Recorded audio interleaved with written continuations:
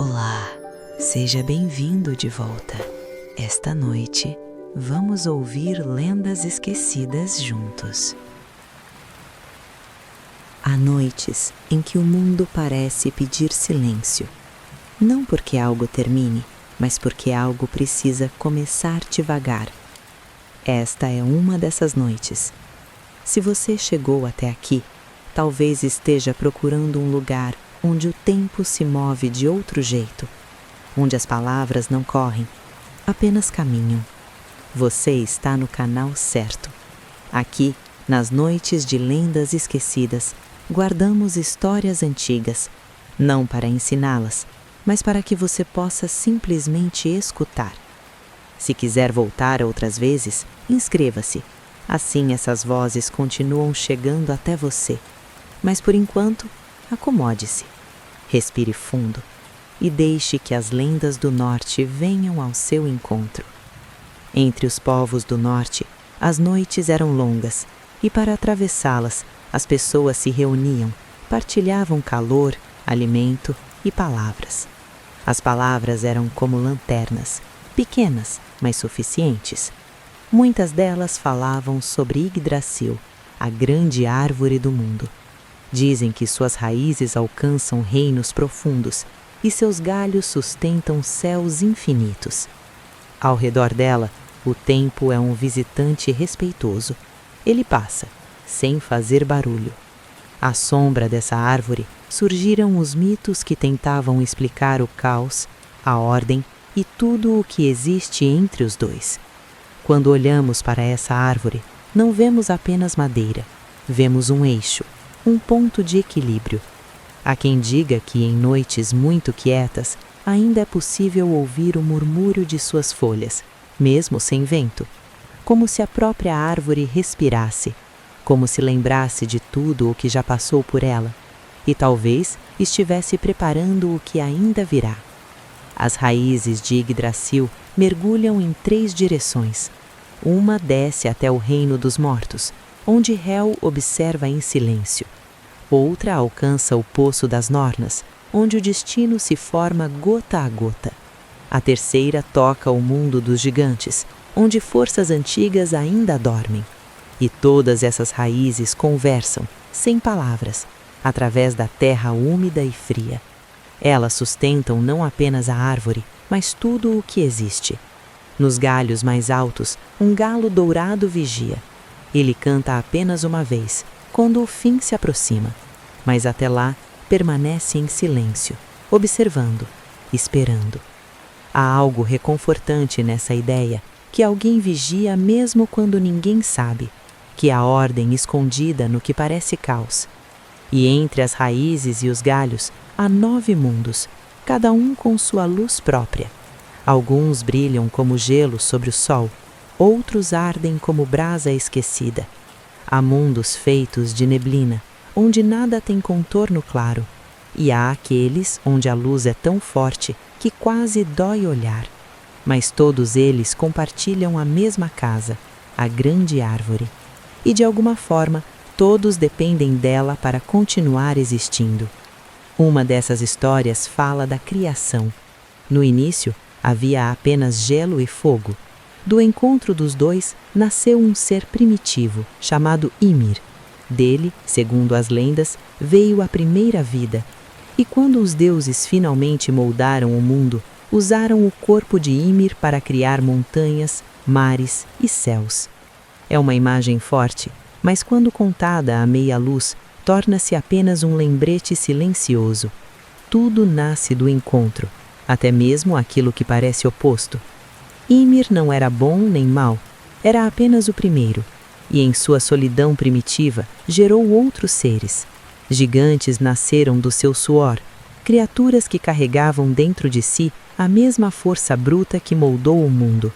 Não tinham intenções claras, apenas existiam, como montanhas existem, como rios existem. Mas chegou o momento em que os deuses decidiram que o mundo precisava de forma.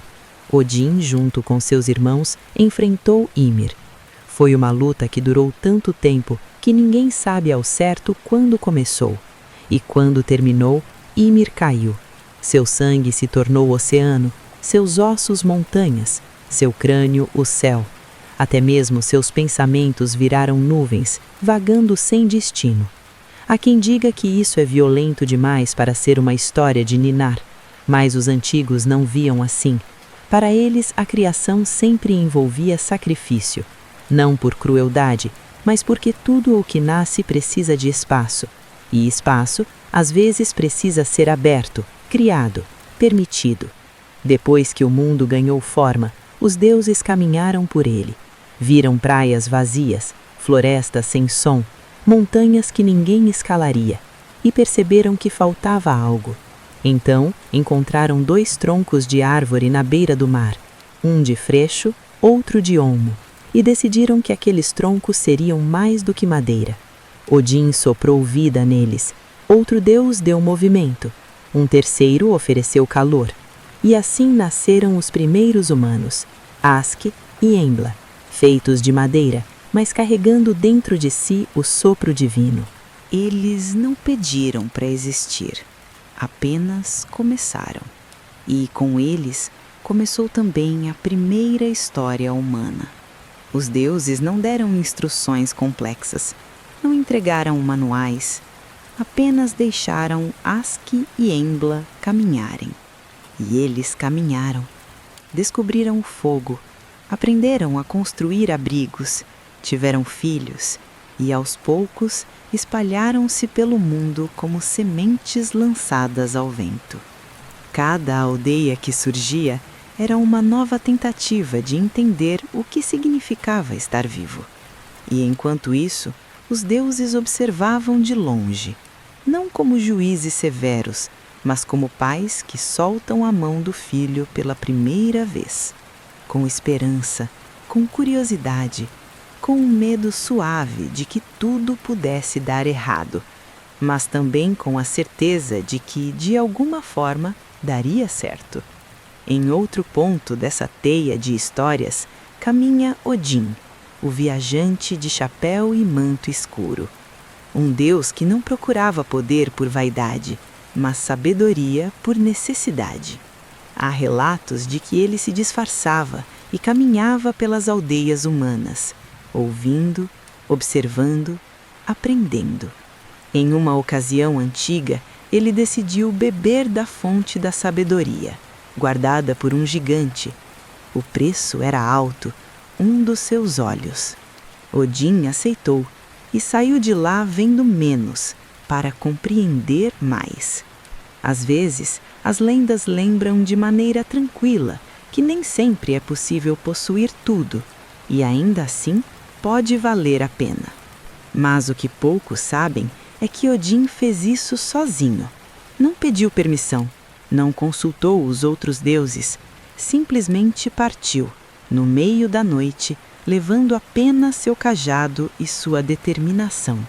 Caminhou por dias, atravessou florestas sem fim, cruzou rios gelados, e quando finalmente chegou ao poço de Mimir, o gigante que o guardava apenas olhou para ele e disse: "Sei quem você é, e sei o que você quer, mas o preço não muda." Odin não hesitou, arrancou o próprio olho e o entregou. A dor foi breve, o conhecimento eterno. Ele bebeu da água clara e sentiu o mundo inteiro se abrir dentro da sua mente. Viu o passado como quem folheia o livro antigo. Viu o futuro como quem observa sombras na parede. E compreendeu que ambos, passado e futuro, são apenas versões diferentes do presente. Quando voltou para Asgard, os outros deuses perceberam a mudança. Odin falava menos, ouvia mais, e quando falava, suas palavras carregavam um peso que antes não tinham. Thor perguntou o que havia acontecido, mas Odin apenas sorriu com o olho que restava e disse: "Aprendi que ver demais pode cegar tanto quanto ver de menos." Depois disso, Odin passou a viajar ainda mais. Disfarçava-se de velho mendigo, de viajante cansado, de poeta errante. E em cada aldeia, sentava-se ao redor do fogo e ouvia as histórias das pessoas comuns. Aprendia sobre seus medos, suas esperanças, seus sonhos pequenos, e descobriu que muitas vezes a sabedoria não está nos grandes feitos, mas nos gestos discretos de quem simplesmente continua vivendo. Há uma história contada apenas em algumas regiões sobre um dia em que Odin visitou uma aldeia muito pobre. As pessoas mal tinham o que comer. O inverno havia sido longo demais. E ainda assim, quando viram o velho viajante chegando, ofereceram-lhe o pouco que tinham: um pedaço de pão, um copo de água, um lugar perto do fogo. Odin comeu, bebeu, agradeceu e antes de partir deixou algo no chão. Uma semente, pequena, quase invisível. As pessoas não entenderam, mas plantaram mesmo assim.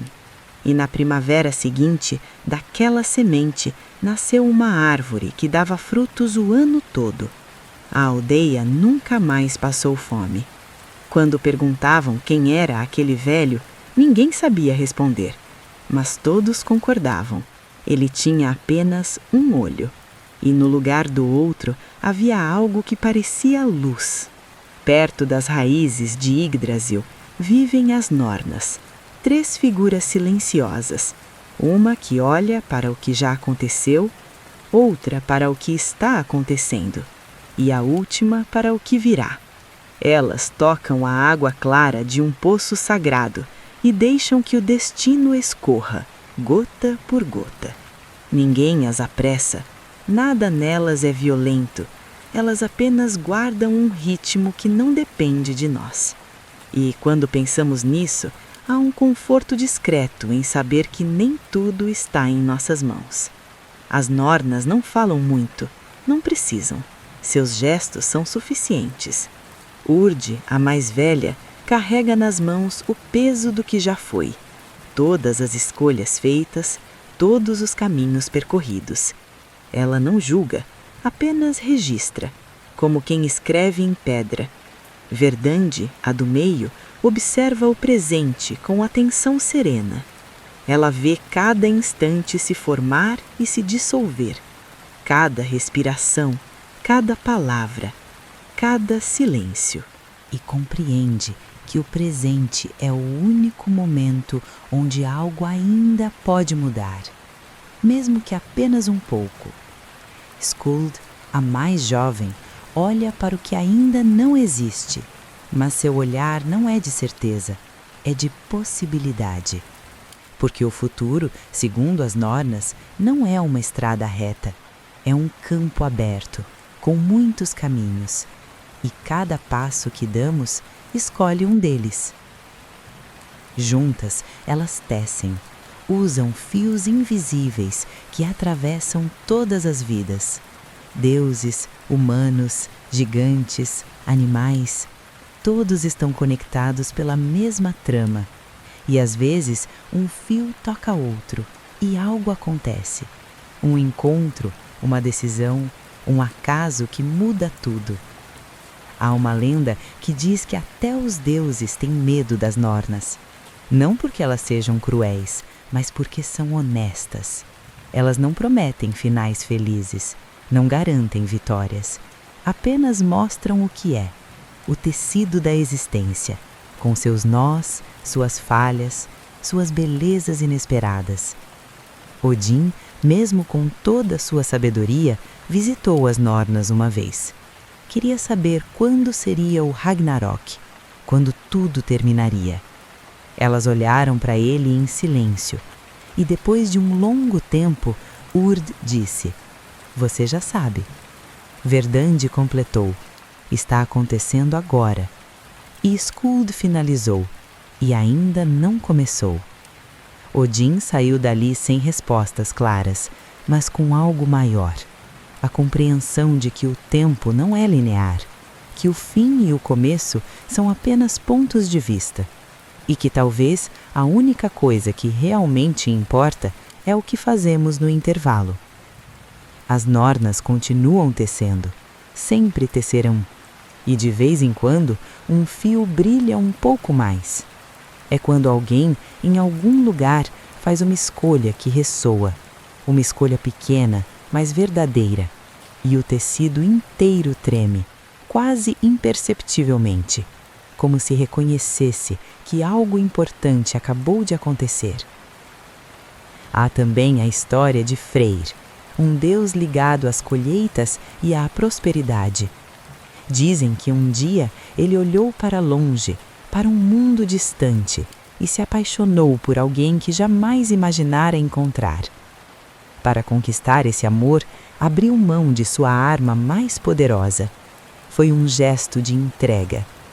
Não houve promessas de final perfeito, apenas uma escolha serena: colocar o coração acima da segurança. Em muitas noites, camponeses repetiam essa história aos filhos enquanto plantavam. E diziam: veja, até os deuses precisam escolher entre segurança e amor, entre o que protege e o que transforma. E às vezes, a escolha certa é aquela que nos deixa mais expostos. E do outro lado desse universo simbólico está Freya, não apenas a deusa do amor, como muitos dizem, mas uma senhora de mistérios profundos, ligada à magia antiga, aos rituais, à compaixão. Em diversas versões, metade dos guerreiros que partiam para o além não iam para Odin, mas para o campo de Freya, um lugar de descanso, de acolhimento. A lenda sugere com delicadeza que até o destino final pode ter múltiplos caminhos e que alguns deles são mais calmos do que imaginamos. Freya era diferente dos outros deuses. Ela não precisava de armas para ser poderosa, não precisava de gritos para ser ouvida. Sua força vinha de outro lugar, da capacidade de ver além do óbvio, de compreender que nem tudo se resolve com batalhas, que às vezes o verdadeiro poder está em saber quando parar. Ela usava um colar chamado Brisingamen. Dizem que brilhava com luz própria, que foi forjado por anões em uma noite sem lua e que, para obtê-lo, Freya precisou passar 4 noites com os ferreiros. Há quem critique essa escolha, mas Freya nunca se arrependeu. Para ela, o colar não era vaidade, era símbolo, um lembrete de que beleza e poder podem coexistir e de que nem toda negociação é venda, às vezes é troca honesta. Freya também tinha um manto feito de penas de falcão. Quando o vestia, podia voar, não para fugir, mas para alcançar lugares que de outra forma permaneceriam inacessíveis.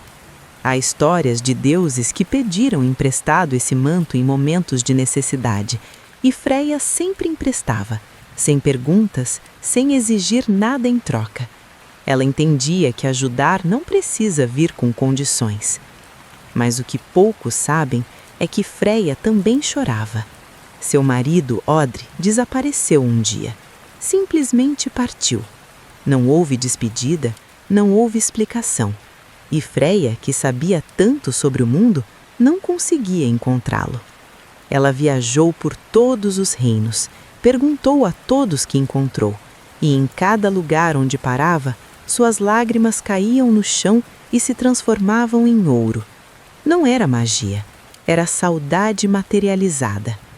Há quem diga que até hoje, em certos lugares, é possível encontrar pequenas pepitas douradas escondidas na terra, e que elas são os restos das lágrimas de Freya, um lembrete de que até os deuses conhecem a dor da ausência e de que não há vergonha em sentir falta de alguém.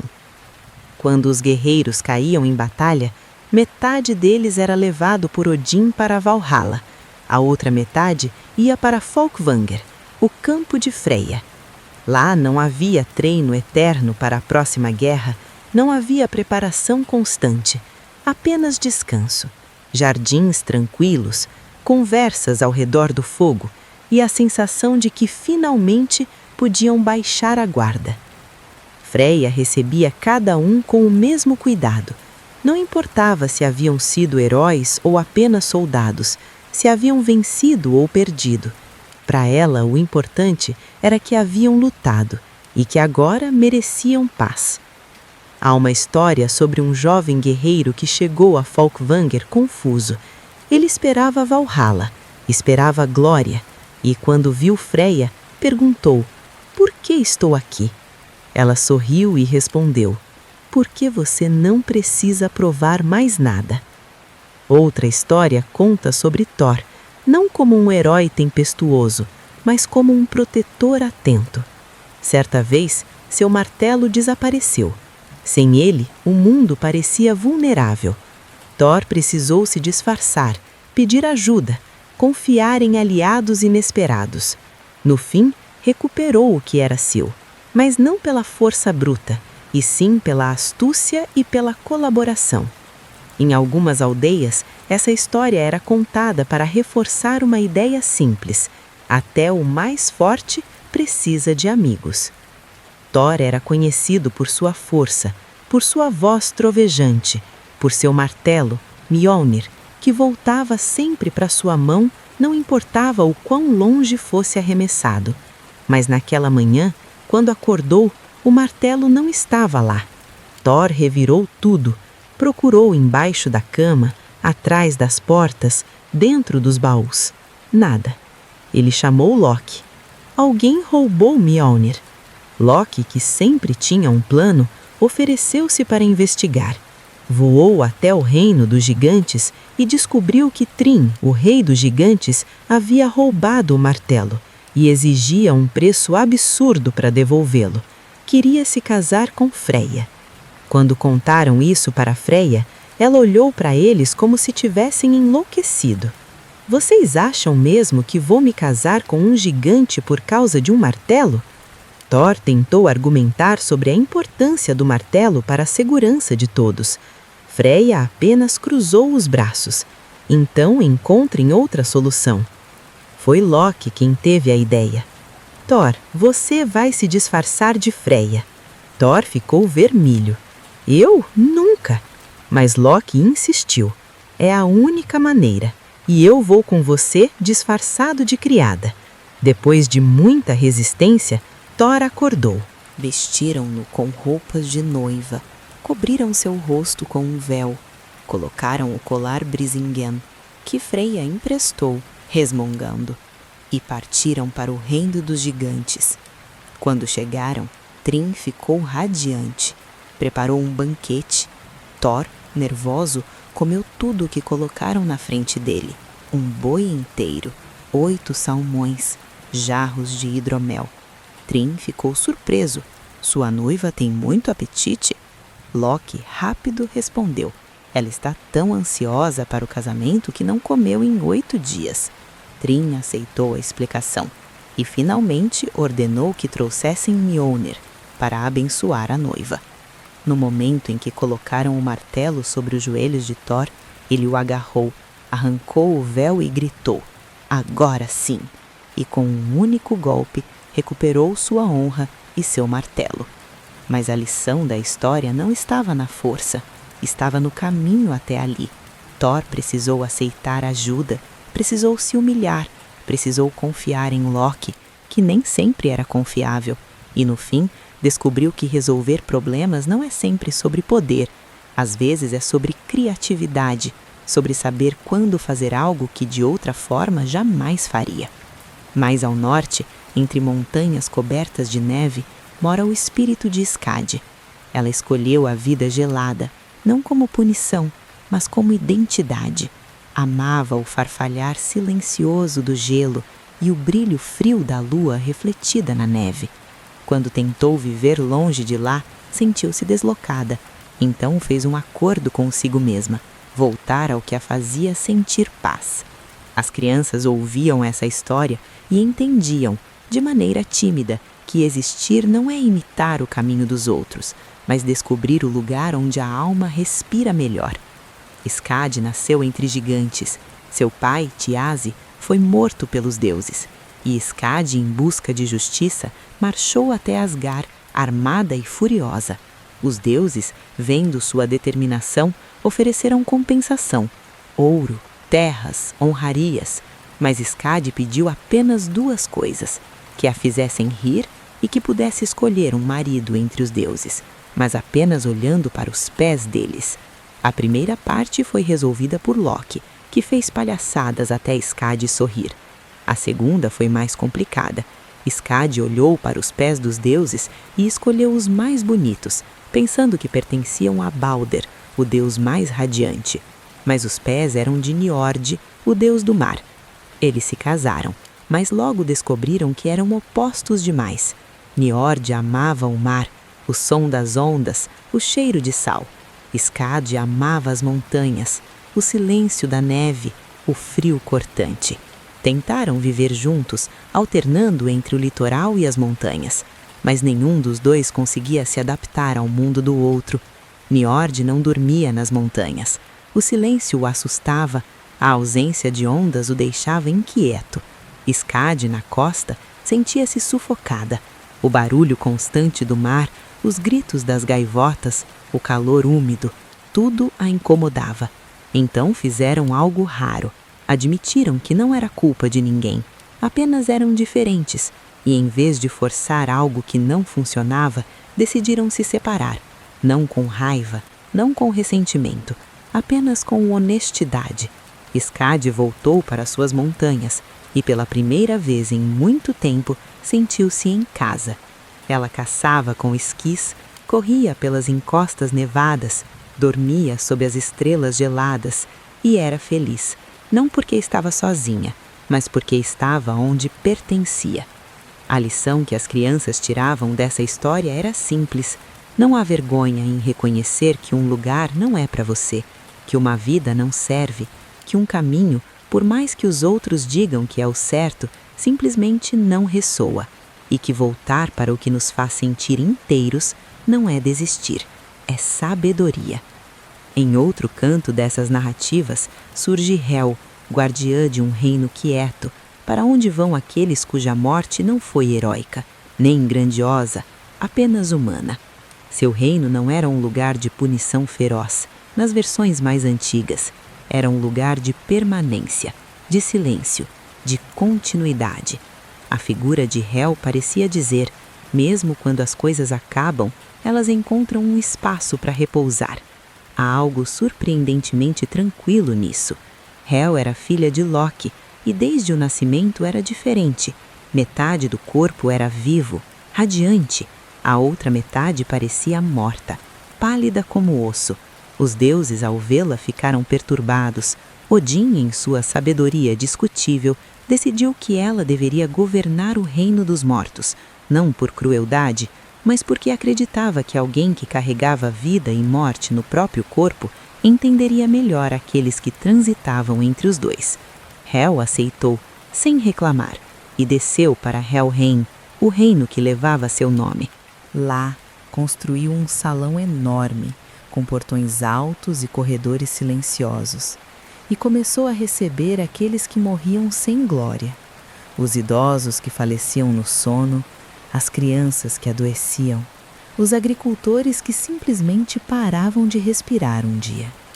Não havia punição em Helheim, não havia tortura, apenas quietude. As almas vagavam pelos campos sombrios, conversavam baixo, recordavam suas vidas, e Hel, sentada em seu trono, observava, não com pena, não com desprezo, apenas com aceitação. Havia, é claro, aqueles que tentavam sair, que imploravam por mais tempo, que diziam que não haviam terminado o que precisavam. Hel os ouvia e, invariavelmente, respondia a mesma coisa. Ninguém termina tudo. Sempre há algo por fazer, mas agora é hora de descansar. Há uma história sobre Balder, o deus amado por todos, que morreu tragicamente e foi parar em Helheim. Os deuses, desesperados, enviaram um mensageiro para negociar com Hel. Deixe Balder voltar. Todos choram por ele, até as pedras choram. Hel respondeu, se todos choram, então que todos chorem de verdade. Se cada ser vivo e morto derramar uma lágrima por ele, eu o liberto. Os deuses tentaram, convenceram quase tudo no mundo a chorar, mas uma giganta, Tok, recusou. Deixe Hel guardar o que é dela. E assim, Balder permaneceu. Hel não comemorou, não se alegrou, apenas continuou seu trabalho, porque entendia algo que os deuses ainda lutavam para aceitar, que morte não é falha, é parte do ciclo, e que querer trazer de volta o que já foi é muitas vezes negar que o tempo tem suas próprias regras. E quando falamos de cuidado, é impossível esquecer Frigg, mãe, conselheira, conhecedora de segredos que raramente revela. Em algumas lendas, ela vê um destino triste aproximar-se e tenta impedir que o mundo o toque. Consegue por um tempo, mas aprende, como todos nós, que o tempo é maior que qualquer promessa. Ainda assim, ela permanece, fiando, orando, observando, em silêncio. Frigg era a esposa de Odin, mas era muito mais do que isso.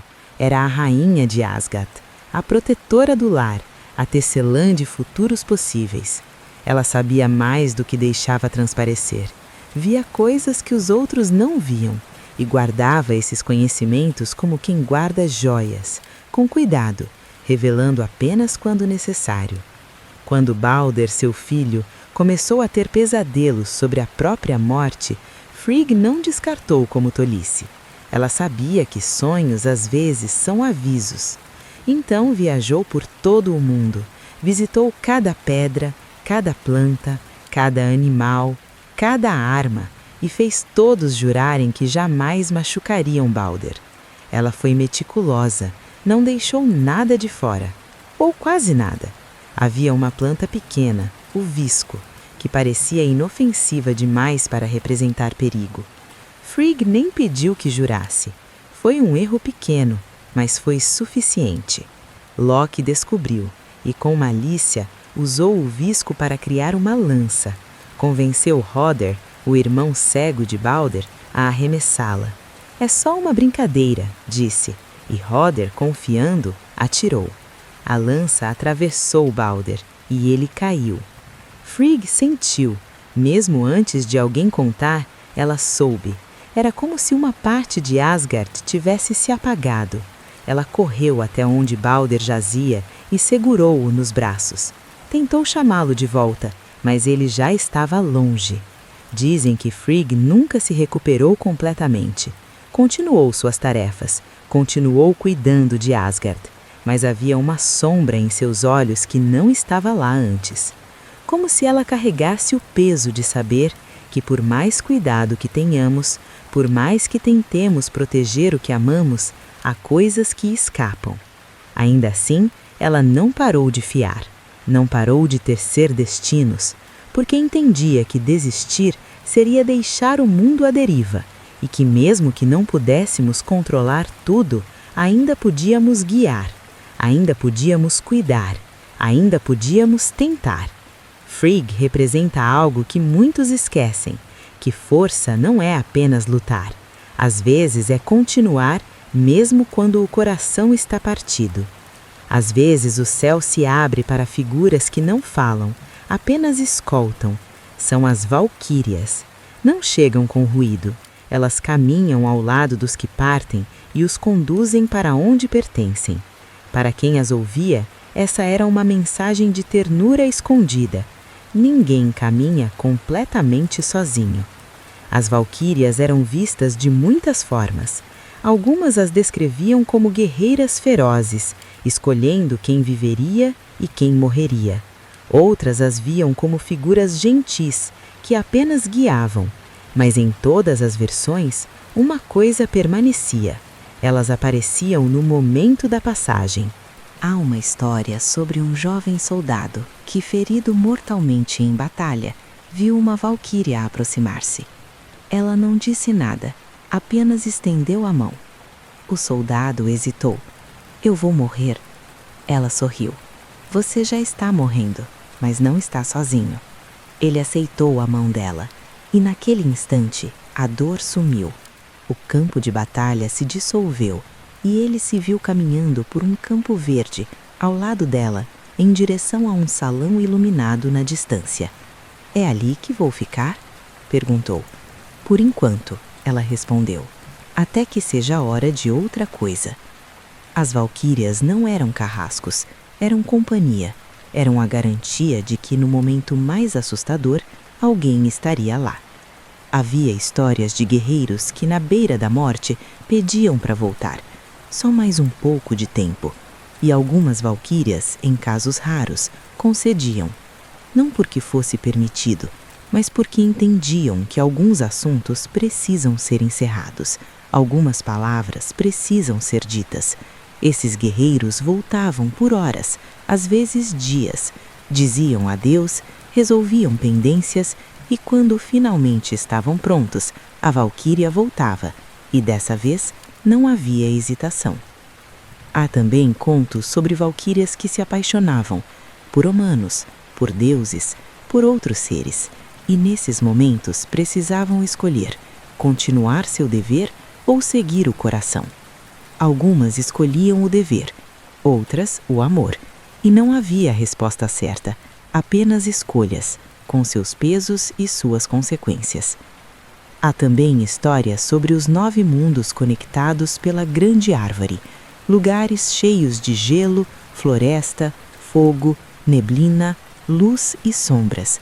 Em cada um deles, seres diferentes viviam e observavam, mas todos, de alguma forma, dependiam do mesmo tronco.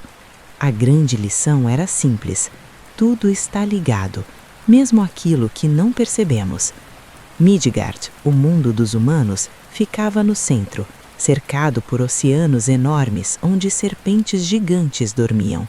Os humanos construíam aldeias, plantavam, criavam histórias e, de vez em quando, olhavam para o céu e se perguntavam: há algo além? Asgard, o reino dos deuses, brilhava acima, conectado a Midgard pela Bifrost, a ponte arco-íris. Era um lugar de salões dourados, de festas eternas, de promessas de glória. Mas também era um lugar de política, de disputas, de medos não ditos. Vanaheim, lar dos Vanir, deuses da natureza e da fertilidade, aliados dos Aesir após uma guerra longa, trocaram reféns, fizeram paz e aprenderam com o tempo que inimigos podem se tornar família. Jotunheim, o mundo dos gigantes, terras vastas, montanhas íngremes, castelos de gelo. Os gigantes eram vistos como inimigos, mas muitos eram apenas diferentes. Viviam suas vidas, cuidavam de suas famílias e, ocasionalmente, se perguntavam por que os deuses os temiam tanto. Alfheim, reino dos elfos de luz, seres etéreos, quase translúcidos. Eles raramente interferiam nos assuntos dos outros mundos, preferiam contemplar, criar beleza, viver em harmonia com o que os cercava. Svartalfheim, lar dos elfos escuros e dos anões, mestres ferreiros, criadores de armas lendárias. Eles trabalhavam nas profundezas, com fogo e metal, moldando objetos que os deuses invejavam. Niflheim, mundo de gelo e neblina, onde tudo começou, onde o frio eterno espera. É um lugar de origem e, para alguns, de retorno. Muspelheim, reino de fogo, oposto de Niflheim, onde Surt, o gigante de fogo, aguarda. No fim dos tempos, ele marchará com sua espada flamejante, mas até lá apenas observa. E Helheim, já mencionado, reino dos mortos, silencioso, permanente, necessário. Todos esses mundos dependiam de Yggdrasil, e Yggdrasil dependia deles. Era um sistema delicado. Se um mundo caísse, todos sentiriam. Se a árvore morresse, tudo terminaria. Os navegadores contavam sobre Njord, pedindo mares calmos antes de partir. Em noites de vento cortante, invocavam seu nome quase como quem conversa com um velho amigo, e quando voltavam, deixavam pequenas oferendas, nada extravagante, apenas gestos de gratidão. A vida, no fim das contas, funcionava assim: dar, receber, agradecer. Njord conhecia cada onda, cada corrente, cada tempestade, e embora não pudesse evitar todas elas, tentava guiar os navegadores com segurança. Às vezes era impossível, o mar tinha suas próprias vontades, mas Niord fazia o que podia. Havia uma tradição entre pescadores. Antes de zarpar, eles jogavam uma moeda na água.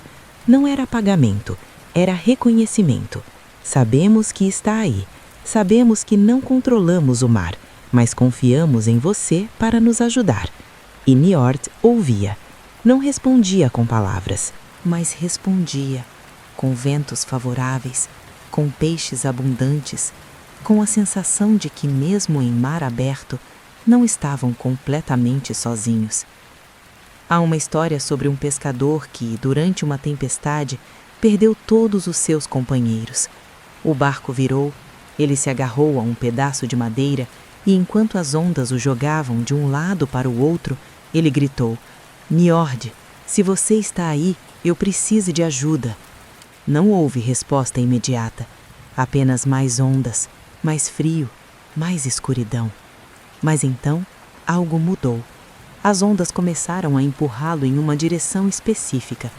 Ele não entendeu, apenas se deixou levar e, horas depois, alcançou uma praia, exausto, quase morto, mas vivo. Quando se recuperou, voltou ao mar. Não porque não tinha medo, mas porque entendia que o mar era parte dele e que Niord, de alguma forma, havia respondido.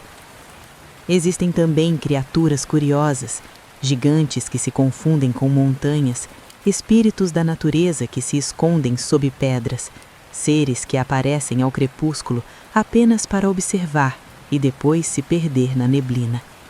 Ninguém sabia ao certo se eram reais, mas as histórias não exigiam prova. Bastava imaginar que o mundo é mais profundo do que aparenta. Havia Ratatoskur, o esquilo que corria por Yggdrasil, levando mensagens entre a águia no topo e o dragão nas raízes. Ninguém pedia que ele fizesse isso. Ele apenas gostava de criar confusão, de plantar mal-entendidos, e, de certa forma, era seu jeito de manter o mundo interessante. Havia os 4 veados que pastavam nos galhos de Yggdrasil, comendo as folhas jovens. Eles eram o motivo pelo qual a árvore nunca ficava completamente estática. Sempre precisava crescer, sempre precisava se renovar. Havia a serpente de Jormungandr, tão grande que circulava todo o oceano de Midgard, com a cauda na boca, esperando. No Ragnarok, ela soltaria a cauda e, nesse momento, o mundo saberia que o fim havia chegado. Havia os lobos que perseguiam o sol e a lua, Skoll e Hati. Eles corriam eternamente, sem nunca alcançar suas presas. Mas no Ragnarok, finalmente conseguiriam, e o céu escureceria. Mas também havia criaturas gentis, como os espíritos das fontes que guardavam água limpa e curavam os viajantes, como os Alfes, pequenos seres que ajudavam agricultores nas colheitas, como os guardiões das florestas, que protegiam árvores antigas de serem derrubadas sem necessidade. As pessoas deixavam oferendas para esses seres: pão, leite, flores, não porque tinham certeza de que existiam, mas porque gostavam da ideia de que não estavam sozinhas, de que o mundo era habitado por mais do que apenas carne e osso. E quase como um eco longínquo, surge sempre a ideia do Ragnarok, não como terror absoluto, mas como ciclo inevitável. O mundo se transforma, cai, renasce. Depois da destruição, vem a relva nova, o brilho suave da manhã limpa. Os antigos entendiam que até o fim carrega um começo escondido. E assim, quando contavam essas histórias, estavam falando, sem dizer diretamente, sobre esperança. Ragnarok seria precedido por sinais: 3 invernos sem verão, irmãos lutando contra irmãos, a quebra de todas as promessas, o mundo perdendo a confiança em si mesmo. Então, Heimdall sopraria seu chifre e todos saberiam: chegou a hora. Os gigantes marchariam, Surte com sua espada flamejante, a serpente de Jormungandr emergindo do oceano, os lobos engolindo o sol e a lua, e os deuses reunindo-se para a batalha final. Odin enfrentaria o lobo Fenrir e seria derrotado. Thor mataria Jormungandr, mas morreria pelo veneno da serpente. Frey lutaria desarmado contra Surt e cairia. Um a um, os deuses cairiam e o mundo pegaria fogo. Afundaria nas águas, tudo terminaria. Mas, depois do fogo, depois da água, depois do silêncio, a terra emergiria de novo, verde, nova, fresca. 2 humanos escondidos na árvore Yggdrasil sobreviveriam e recomeçariam. Alguns deuses voltariam, Balder finalmente liberado de Helheim, Vidar, o silencioso, que sobreviveria à batalha, e juntos construiriam um novo Asgard. Não seria igual, não seria perfeito, mas seria um recomeço. A mensagem do Ragnarok não era de desespero, era de ciclo, era de aceitação, era de compreender que tudo tem seu tempo e que mesmo quando tudo parece perdido, ainda há possibilidade de algo novo. Quando reunimos todas essas lendas e as deixamos repousar ao nosso redor, elas formam um tecido grande e silencioso. Odin caminhará, Thor protegerá, Freya acolherá, as Nornas tecerão, Skadi voltará às montanhas, Niord ouvirá os mares. E no centro de tudo, Yggdrasil continuará de pé, com suas raízes profundas e galhos rumorosos. Essas histórias não precisam de explicação, não precisam de análise, elas simplesmente existem, como existem montanhas, como existem rios, como existe o céu noturno.